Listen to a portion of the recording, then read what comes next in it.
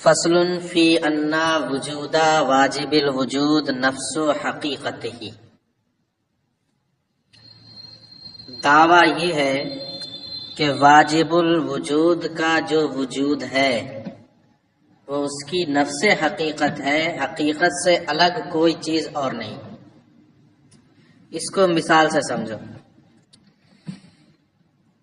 نفس حقیقت یعنی عینیت کا کیا مطلب ہے؟ یعنی اس کے عین ہے۔ واجب الوجود کا جو وجود ہے اس کی حقیقت کا عین ہے، الگ سے کچھ نہیں۔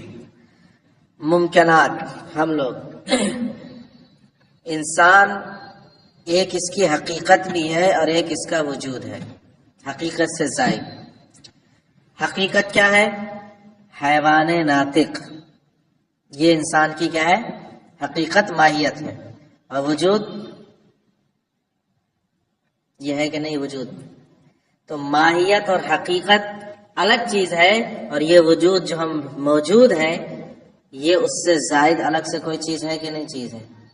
واجب الوجود میں یہی زائد چیز نہیں، واجب الوجود میں یہی زائد چیز نہیں ہے۔ جو اس کی ماہیت ہے وہی اس کا وجود ہے، الگ سے خارجی اعتبار سے اس کا کوئی وجود نہیں ہو سکتا۔ سمجھ گیا نا اپنی کو طرف نظر کرتے ہوئے؟ تو واجب الوجود کا وجود اس کی نفس حقیقت ہے، نفس عینیت ہے، الگ سے کوئی وجود نہیں۔ یہ ہو گیا دعویٰ۔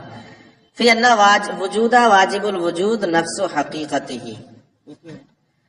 دلیل یہاں سے اب سننا کا ہے۔ لأن وجودہ لو کانا زائدا علی حقیقتہ لکانا عارضا لہا، ولو کانا عارضا لہا کان الوجود من حیث ہوا مفتقرا الی الغیر فیکون ممکنا لذاتہ۔ دلیل تھوڑی سی بڑھتی جائے گی لیکن آسان ہے۔ دلیل یہ ہے کہ واجب الوجود کا وجود اس کا نفس حقیقت ہے، اس لیے کہ اگر اس کا وجود اس کی حقیقت کا عین نہ ہو، یا تو اس کی حقیقت کا جز ہوگا یا حقیقت کو عارض ہوگا، دو ہی صورتیں۔ جز ہونا بالکل بدیہی باطل ہے، ورنہ تو ترکیب لازم آئے گی، اور یہ تو ہو ہی نہیں سکتا کیونکہ وہ واحد ہے، تو یہ صورت تو بالکل ظاہر ہے۔ اور اگر اس کو عارض ہو، واجب الوجود کو وجود عارض ہو، تب پھر کیا خرابی لازم آئے گی؟ ہر عارض محتاج ہوتا ہے کس کا؟ معروض کا۔ ہر عارض محتاج ہوگا کس کا؟ معروض کا۔ اور جو محتاج ہوتا ہے وہ کیا ہوتا ہے؟ ممکن۔ جو محتاج ہوتا ہے وہ کیا ہوتا ہے؟ ممکن۔ اور ہر ممکن کسی نہ کسی مؤثر اور کسی نہ کسی علت کا کیا ہوتا ہے؟ محتاج ہوتا ہے۔ ہر ممکن کسی نہ کسی مؤثر کا محتاج ہوگا جو اس میں اثر کرے۔ ہم لوگ ہیں، واجب الوجود ہماری علت ہے، ہم میں اثر کر رہا ہے، سب کچھ کر رہا ہے ہمارے لیے۔ تو ہر ممکن کسی نہ کسی مؤثر کیا ہوگا؟ محتاج ہوتا ہے۔ سمجھ میں آ گیا یہ؟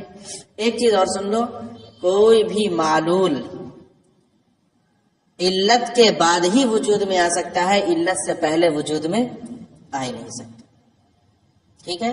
پہلے علت کا وجود واجب ہوگا، جب علت کا وجود واجبی طور پر ہو جائے گا تب جا کر اس سے کسی معلول کا صدور ہوگا۔ اب سنو کہ اگر عارض وجود عارض ہو ذات واجب الوجود کو، تو اب ایسی صورت میں وہ محتاج ہوگا معروض کا، اور معروض اب اس کی کیا بنے گی؟ ذات واجب الوجود ہی تو ہوگی۔ ٹھیک ہے؟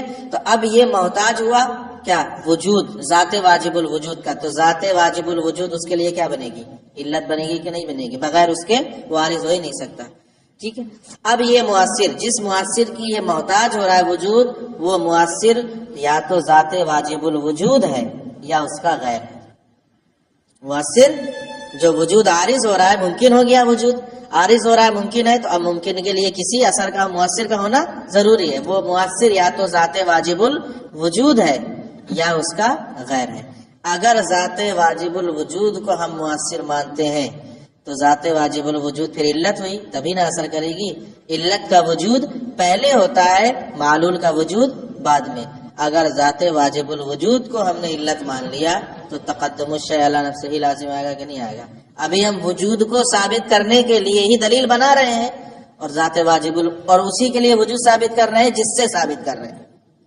وجود کس کے لیے ثابت کر رہے ہیں؟ واجب الوجود کے لیے، اور علت کسے بنا رہے ہیں؟ واجب الوجودی کو ذات واجب ہے.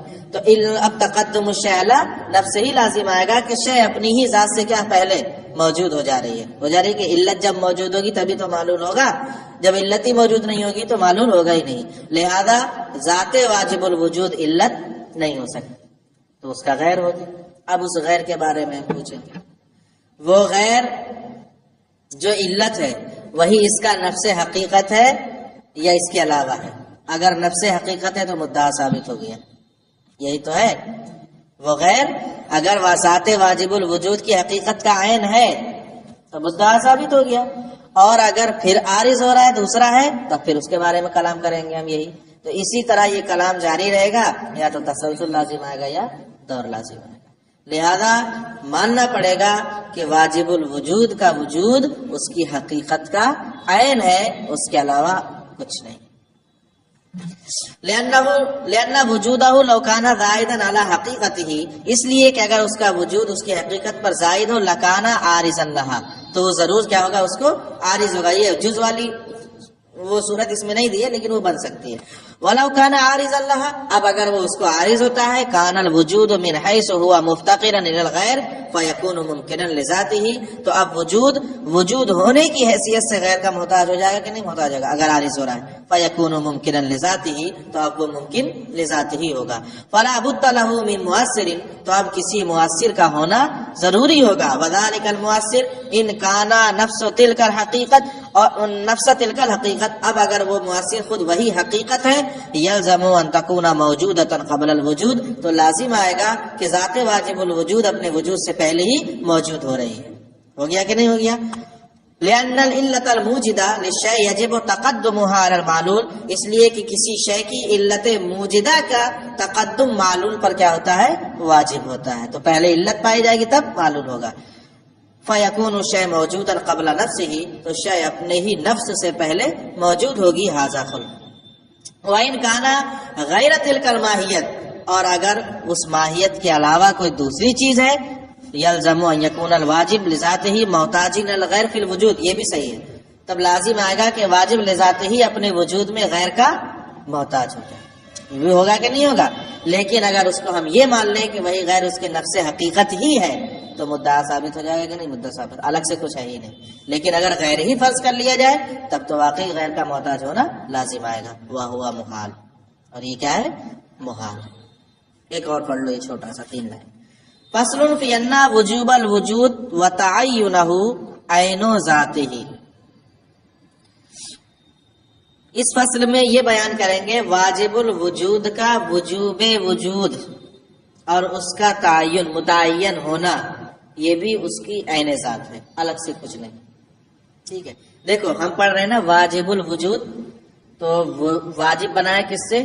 وجوب سے، اور وجود تو خود وجود ہی ہے. تو وجوب وجود ذات کے ساتھ ہے کہ نہیں؟ واجب الوجود کے ساتھ کی ذات کے ساتھ وجوب وجود لگا ہوا ہے کہ نہیں؟ تبھی تو واجب الوجود بن رہا ہے. یہ کس سے بن رہا ہے واجب الوجود؟ وجوب وجود سے.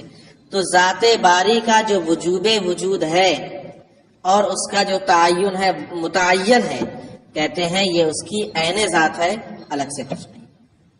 یہ اس کی عین ذات ہے، الگ سے کچھ نہیں. دلیل امل اول، اس بات کی دلیل کہ اس ذات واجب الوجود کا وجوب وجود اس کی عین ذات ہے، اس کی دلیل کہتے ہیں کہ اگر وجوب وجود عین ذات نہ ہو تو اب اس کی ذات پر زائد ہوگا. کیا ہوگا؟ اس کی ذات پر زائد ہوگا. اور جب وجوب وجود ذات پر عارض ہوگا تو ذات معروض ہوگی. ذات کیا بنے گی؟ نیچے بالکل پیچھے پڑ کے آ رہا وہی صورت ہے. ذات معروض بنے گی تو وہ ذات واجب الوجود کا محتاج ہو جائے گا اور معلول ہو جائے گا. ٹھیک ہے، عارض ہو رہا ہے کس کو؟ واجب الوجود کی ذات کو، وجوب وجود. تو اب وجوب وجود عارض ہوا، ذات واجب الوجود معروض، تو گویا کہ ذات واجب الوجود علت بنے گی، اور یہ وجوب وجود جو عارض ہو رہا ہے یہ کیا بنے گا؟ معلول بنے گا. سمجھ میں آ رہا ہے کہ نہیں؟ اور یہ پڑھ چکے ہو کہ علت پہلے ہوتی ہے اور معلول کیا ہوتا ہے؟ اس کے بعد میں ہوتا ہے. تو پہلے علت کا بھی وجود واجب ہے، تب جا کر کسی معلول کا وجود آئے گا. پہلے علت کا وجود واجب، یعنی علت کے ساتھ بھی وجود ہو تب نہ کسی دوسرے معلول کا وجود لائیں گے آپ. تو اب ہم آپ سے پوچھیں گے کہ اب جب ذات واجب الوجود علت ہے تو ذات واجب الوجود میں جو وجوب وجود ہے کہ نہیں؟ یہی نہ کہہ رہے ہو آپ ذات واجب الوجود، تو یہاں سے وجوب وجود ہے کہ نہیں؟ اس میں جو وجوب وجود ہے وہ کون سا ہے؟